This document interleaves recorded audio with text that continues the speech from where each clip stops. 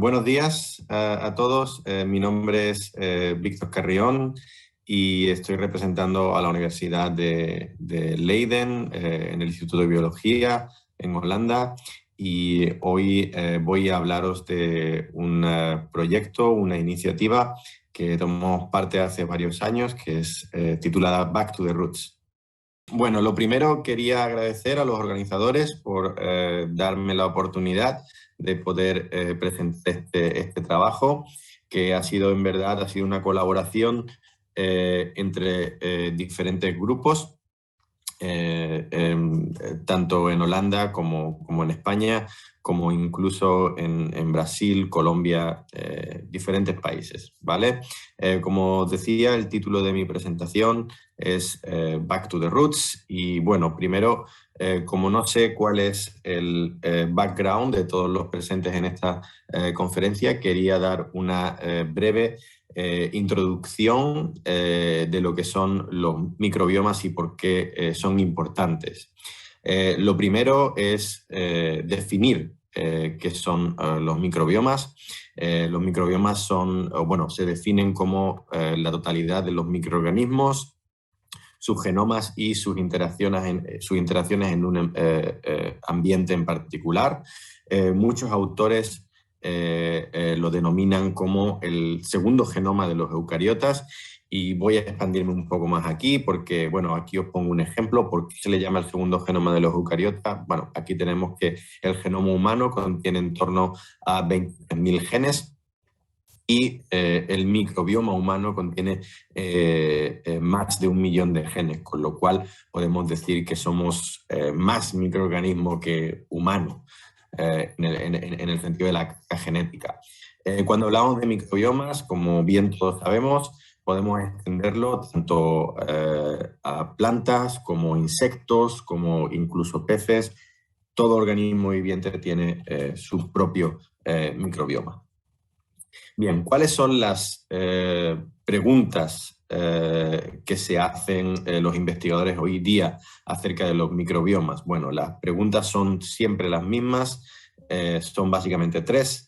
¿Quién está ahí? O sea, ¿qué microorganismos hay presentes en un ambiente en particular? ¿Qué están haciendo estos microorganismos? Y lo más importante de todo, y que no todos los investigadores estamos haciendo, es cómo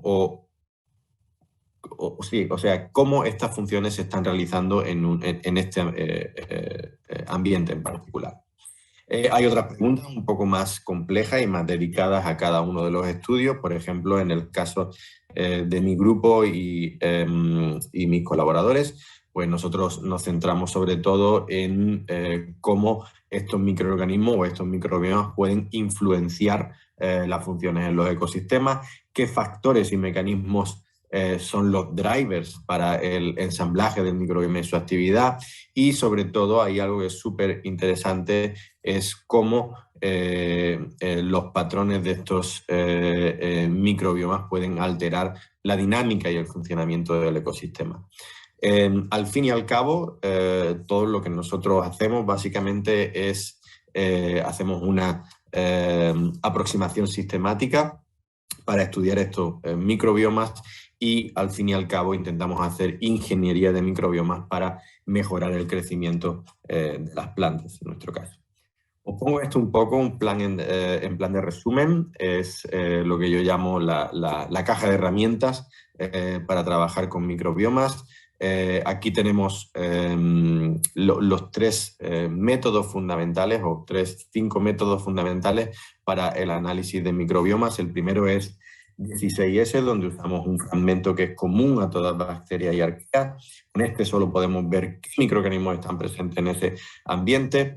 Luego tenemos otros métodos, como por ejemplo metagenómica, donde secuenciamos todos los genomas que hay en un ambiente en particular, y en este caso pues se denomina metagenómica, y podemos ver qué tipos de funciones están haciendo estos microorganismos, ¿vale? Y luego ya tenemos otras aproximaciones un poco más funcionales, que serían las basadas en ARN, proteínas y metabolitos, ¿vale?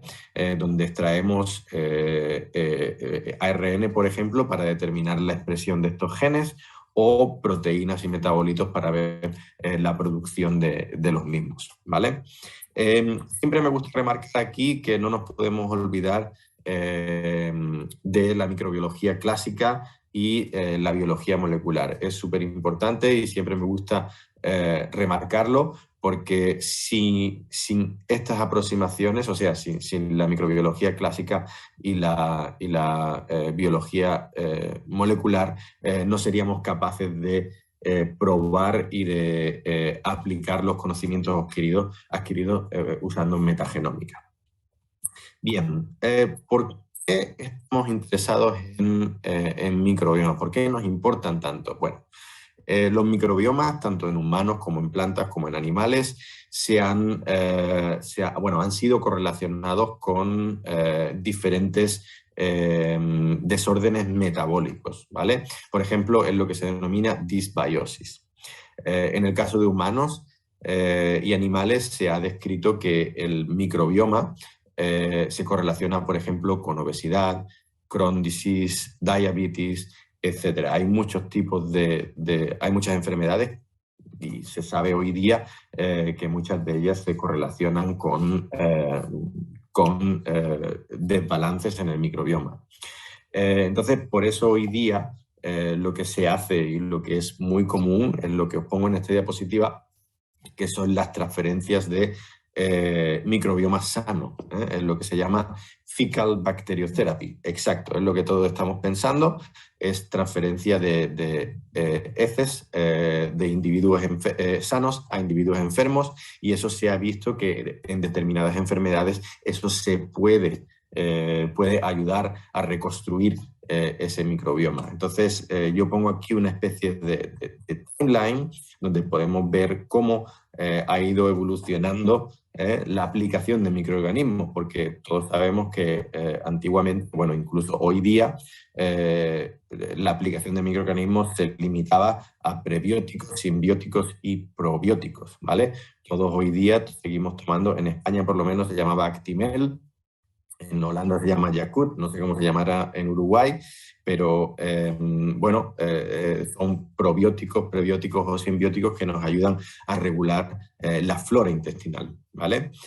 Pues hoy día se está empezando a hacer todas estas nuevas aplicaciones, pero no solo usando microorganismos individuales, sino, como digo, trasplantes de comunidades microbianas. Bien, como digo, en mi grupo y junto con mis colaboradores nosotros trabajamos con el microbioma de la planta y nos centramos principalmente en la rizosfera y en la endosfera, ¿vale? Esto es un ejemplo, una fotografía donde podemos ver la raíz. La raíz la podemos dividir principalmente en dos partes. Una de ellas es la rizosfera, que es la zona que está en contacto con el suelo y que está y las bacterias que viven ahí están directamente influenciadas por los exudados de la planta. Luego tenemos la endosfera, que serían los microorganismos que viven dentro de la planta, ¿vale? Bueno, aquí os pongo un poco unas imágenes de cómo se dividen estos microorganismos y qué tipos de funciones están realizando. Supongo que todos habréis visto esta película, El bueno, el feo y el malo.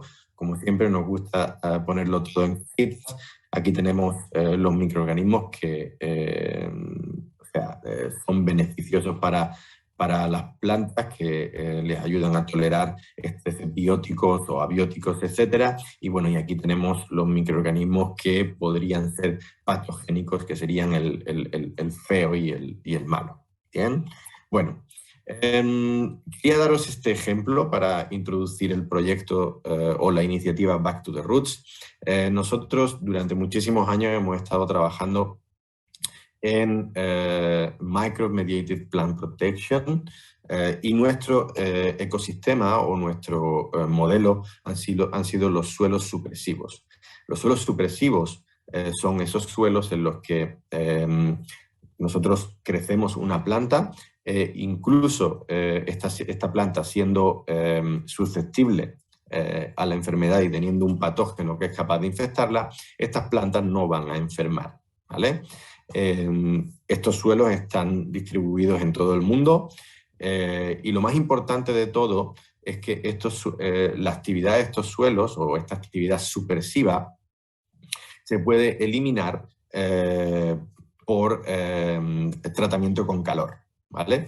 Eso quiere decir que, digamos de alguna forma, esta habilidad que tienen estos suelos es debida al microbioma o a los microorganismos presentes en ese suelo, ¿vale? Nuestro sistema de estudio ha sido por muchos años sugar beet o remolacha y la enfermedad que causa Rhizoctonia solani, que es el damping off, que empieza a infectar básicamente por el tejido vascular, por el tallo, y termina causando muchísimas pérdidas económicas porque básicamente se pierde la planta completa. Bien, como digo, os he comentado anteriormente, tenemos rizosfera y endosfera, ¿vale? Entonces nosotros hemos estado haciendo muchísimos estudios en este sistema, tanto en la rizosfera como en la endosfera, para determinar qué microorganismos y cómo interactúan estos microorganismos para ayudar a la planta a poder sobrevivir al patógeno, al estrés biótico. Aquí en la derecha os pongo dos fotos de cómo se muestran o cómo crecen las plantas en estos suelos supresivos. Aquí tenemos un suelo supresivo donde vemos que las plantas crecen felices, y aquí arriba tenemos otro suelo que es el que sería lo contrario, nosotros lo llamamos conducivo, donde vemos que las plantas están muriendo, ¿vale? Pues bien, en esta diapositiva muestro un trabajo de 20 años. Muchísimos postdocs y PhDs han estado trabajando en buscar y ver los mecanismos que ayudan a la planta en estos suelos supresivos a protegerse contra los patógenos, ¿vale? Entonces, nosotros hemos llegado a la conclusión, bueno, esta es nuestra teoría, que podemos dividirlo en básicamente 2-3 barreras, donde la primera barrera sería la rizosfera, y en la rizosfera pues hay muchos microorganismos, como pueden ser estos mices, Microbacterium, Paraburcorderia. Todos ellos producen compuestos ya sean difusibles o volátiles, como hemos visto nosotros en algunos casos, Pseudomonas o Celobacterias, y todos estos compuestos van a actuar inhibiendo el crecimiento o matando al hongo aquí en rojo. ¿Vale? Una vez algunos hongos son capaces de pasar esta primera barrera, que sería la rizosfera, entraría en juego la segunda barrera, que es la defensa de la planta, ¿vale? Una vez pasan la segunda barrera, llegaría la tercera barrera, que es la endosfera, los microorganismos que viven dentro de la planta. Y, por ejemplo, nosotros hemos visto este caso muy, muy especial y que nosotros seguimos investigando, donde los fragmentos de quitina producidos por la rotura de las paredes celulares de la bacteria son reconocidos por quitinofaga, que los va a degradar a pequeños oligosacáridos, quitoligosacáridos, y estos quitoligosacáridos lo que hacen es activar la producción de compuestos antimicrobianos que van a inhibir el crecimiento del patógeno. Pues bien, como digo, esto ha sido un trabajo de muchísimos años y bueno, aquí está todo resumido.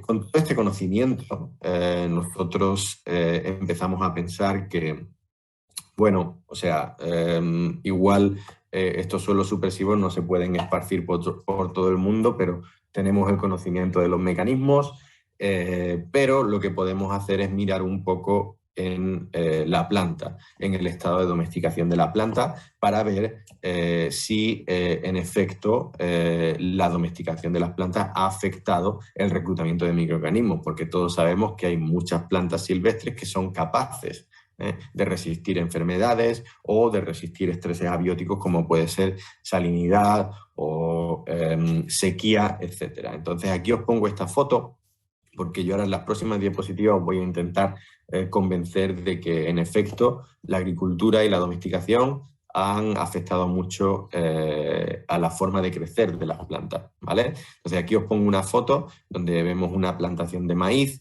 y, bueno, lo que se ve es maíz, ¿eh? Si aquí llega un patógeno que es capaz de infectar esta plantación de maíz, se va a divertir muchísimo, ¿vale? Foto la tomó mi colega y amigo Lucas Méndez. Esta es en el Amazon Rainforest, en Brasil. Y bueno, lo que se ve es un poco lo que nosotros estamos haciendo al medio ambiente, ¿no? Estamos cortando árboles, estamos eliminando todo para crecer nuestro maíz, nuestra cebada, trigo, etcétera, para poder producir comida, ¿verdad? Pero esta es la situación natural, así es como las plantas crecen en condiciones naturales, se crecen las plantas bueno, con muchísimas otras especies, y eso le ayuda un poco de buffer a prevenir enfermedades, por ejemplo. ¿Vale? Yo siempre pongo esta diapositiva, es como una especie de quiz, pero bueno, como esto está siendo grabado, lo voy a ir revelando. En la izquierda tenemos lo que sería la planta silvestre y en la derecha tenemos lo que sería la planta domesticada. Entonces, como vemos, las plantas silvestres y las plantas domesticadas han cambiado muchísimo a lo largo del tiempo, y eso pues ha podido alterar lo que es el reclutamiento de microorganismos, ¿vale? Aquí pongo otros ejemplos, por ejemplo, aquí tenemos maíz, eggplant, vetch, ¿vale? Como veis, ha cambiado muchísimo. Pues bien, como os iba contando, la domesticación de las plantas posiblemente sea uno de los eventos más importantes de toda la historia, porque es donde la historia de la civilización comienza. También sabemos que hemos estado haciendo una selección y una modificación de las plantas silvestres para encontrar o para tener mejor tamaño de semilla, mejor dispersión de semilla, diferentes patrones de crecimiento o incluso mejores colores, mejor taste, todo siempre fenotípico. Pero nunca hemos estado mirando en qué genes se iban transmitiendo, ¿verdad? Entonces, esto es lo que se denomina el síndrome de la domesticación, donde las plantas silvestres tienen un pool bastante grande de genes que les puede servir, por ejemplo, para sobrevivir a sequía. En cambio, las plantas domesticadas han perdido toda esa capacidad. Entonces nosotros en el Back to the Roots, básicamente en el proyecto o en la iniciativa, nos pusimos como objetivo, goles, estos diferentes objetivos, ¿verdad? Lo que nosotros queríamos ver era cómo cambiaba el ensamblaje del microbioma y sus funciones en, lo primero, ambientes nativos y en suelos agrícolas, ¿vale?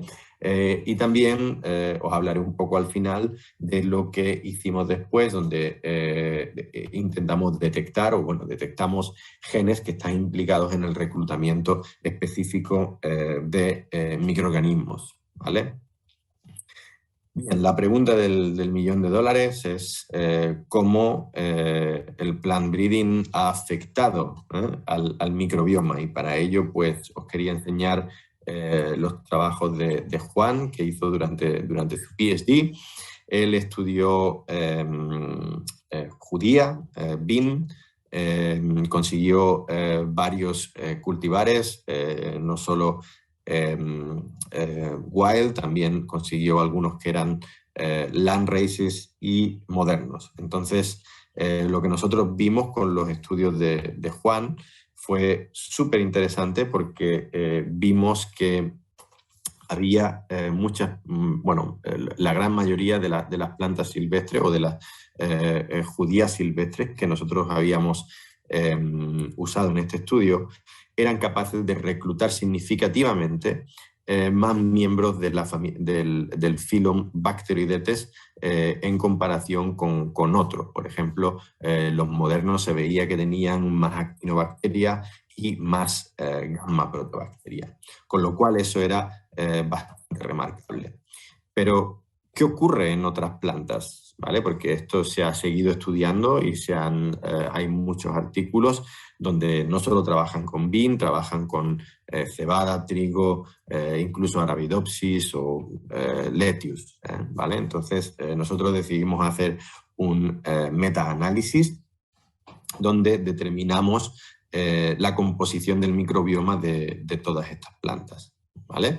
Entonces, lo que pudimos ver cuando comparamos los silvestres con los modernos, pudimos ver que efectivamente había un patrón donde la gran mayoría de las plantas silvestres, independientemente de la especie, casi todas ellas siempre reclutaban miembros de la familia Bacteroidetes, como puede ser Chitinofaga, Flavobacteria, Cytofaga, etc. En cambio, las plantas modernas o las domesticadas reclutaban otros miembros, como pueden ser Actinobacteria, Pseudomonas, Gamma Protobacteria, etc. Bien. ¿Cómo pensamos que esto funciona? Como os digo, es un modelo hipotético, no hemos comprobado absolutamente nada, estamos trabajando en ello, pero lo que nosotros hemos visto, basándonos en la literatura, es que Bacteroidetes aumenta la longitud específica de la raíz, con lo cual podría ayudar a la planta a ser capaz de captar más agua.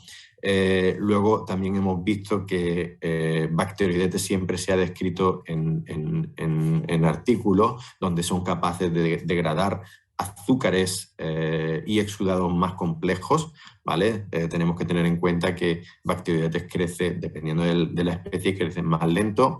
Y luego tenemos Actinobacteria y Protobacteria, que podríamos llamarlos como copiotrofos. Son capaces de crecer muchísimo más rápido y son capaces de consumir los azúcares más simples que son exudados por las plantas domesticadas, ¿vale?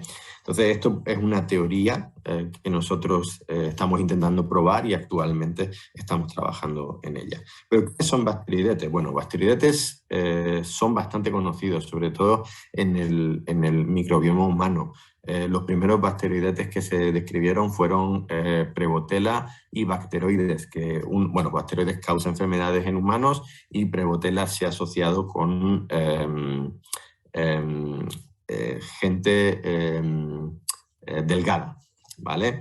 Entonces, bueno, también se han hecho otros muchos estudios, por ejemplo, estos son súper interesantes, donde estudian chicos, por ejemplo, que han crecido en ambientes rurales y niños que han crecido en Europa o en Estados Unidos, etc. Entonces, lo que se ve es que los niños que han crecido en ambientes rurales tienen una presencia mayor de Bacteroidetes que los niños que han crecido en Europa o en ciudades, ¿vale?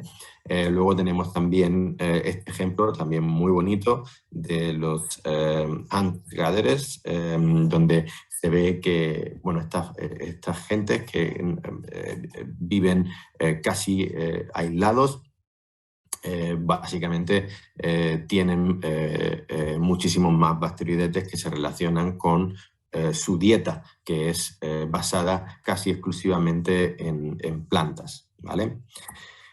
Pues bien, quería hacer un breve inciso aquí y dar un poco las conclusiones de todo lo que os he contado. Es un poco controversial lo que voy a decir, pero según la gran mayoría de los estudios, hay algunos que no, apuntan a que la domesticación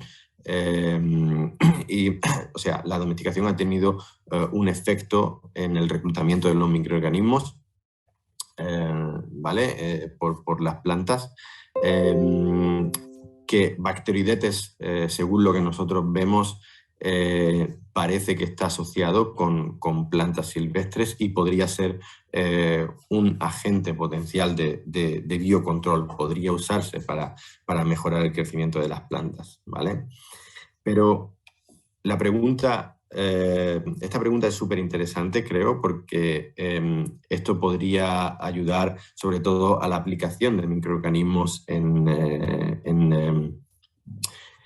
agricultural settings, ¿no? ¿Verdad? Porque podríamos intentar identificar genes implicados en el reclutamiento de miembros específicos del microbioma. Obviamente, si estos miembros fueran beneficiosos, sería ya genial, ¿verdad? Pues esto fue lo que nosotros intentamos hacer. Lo hicimos en colaboración con el grupo de David Bulgarelli, donde publicamos estos 2 artículos en Nature Communications, back to back.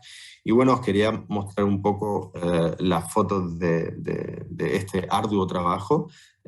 Fue básicamente realizado por Ben Oyserman, Vivian Cordobés y Stalin Zarango. Incluso hasta el perro de Ben, a veces un poco lazy, pero también quería trabajar y encontraba plantas de tomate en Wageningen, en el pueblo donde nosotros vivíamos, y bueno, y yo mismo, donde fue, ya os digo, fue un trabajo bastante arduo. En este caso, obtuvimos de una colaboración con la Universidad de Wageningen, obtuvimos un cruce de Solanum lycopersicum y Solanum pimpinellifolium, ¿vale? Una recombinant inbred line de más de 100 accesiones. Entonces, lo que básicamente hicieron fue cruzar el moderno, la planta moderna, con la silvestre, dejaron pasar varias generaciones y de ahí se obtuvieron diferentes RILs, recombinant inbred lines. En total tuvimos en torno a 100 y algo, y lo que nosotros hicimos fue crecerlas y realizar 16S, Cicines amplicon y metagenómica, ¿vale? Y una vez tuvimos estos datos, lo que pasamos a realizar fue un QTL mapping para determinar genes o para encontrar genes que estaban implicados en el reclutamiento de microorganismos. Pues bien, esto fue lo que nosotros encontramos. Bueno, lo primero, hicimos un análisis de componentes principales, donde vimos, por ejemplo, aquí en gris claro, vemos que este es el suelo, vemos que hay un efecto de la rizosfera. En azul o verdecillo tenemos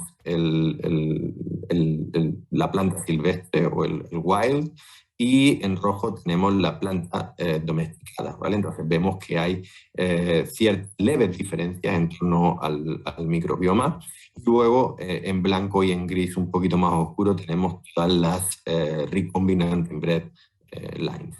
Bueno, para el QTL mapping usamos el 50% de las bacterias o de los ASBs que estaban asociados con el 50% de las accesiones, y fueron los resultados que obtuvimos. La verdad que fue muy interesante porque pudimos ver que con una alta correlación había 48 QTLs que estaban significativamente asociados a 33 CSVs, ¿vale? Lo cual, no sabiendo todavía a qué estaban conectados o cuál era el producto de estos QTLs, vimos que 16 de ellos estaban asociados con el alelo silvestre y 32 con el alelo moderno.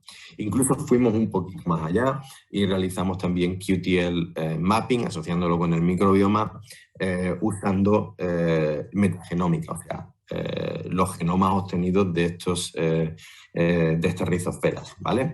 Entonces lo que vimos fue que había 6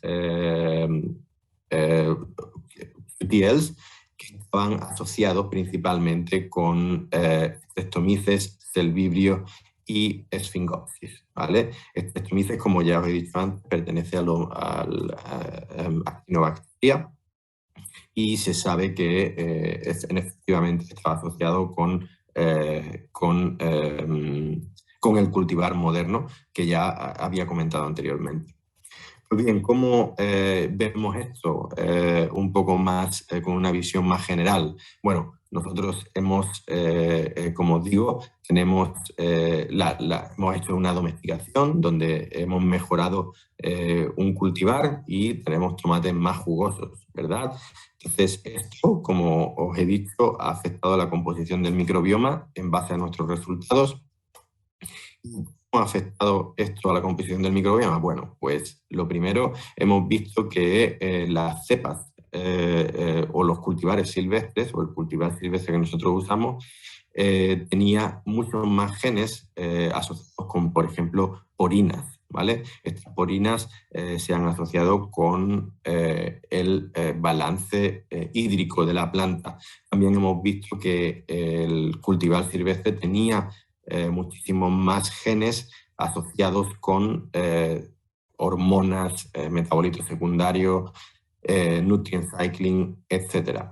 Entonces, todos estos genes los hemos visto que estaban correlacionados con el reclutamiento específico de determinados microorganismos. Entonces, ahora mismo lo que nosotros estamos haciendo es intentar ver si efectivamente estos microorganismos que son reclutados por el silvestre o por el domesticado, estamos viendo si son capaces de alterar el crecimiento o no, o en otras palabras, ver si son beneficiosos o no para la planta.